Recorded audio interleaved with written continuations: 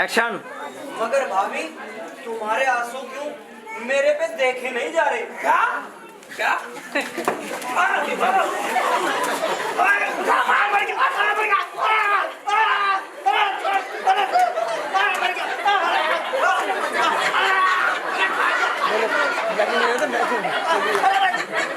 बिठाओ बिठाओ बिठाओ बिठाओ।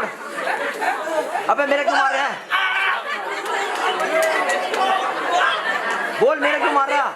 इरशाद बोल मेरे क्यों मार रहा? भाईजान तुम मुझे क्यों मार रहे हो? मैं तो यहाँ हमारी खुशी लेना है, हमारी डिसिप्लिन तंग करना। आज तो देख तो ठीक है आंसू। हाँ मतलब करने पास देखा निकल जा साले। कैसे निकलना? मैं साला कुछ काम बताना नहीं बता, साला दिमाग खराब कर दिया। डिसिप्लिन।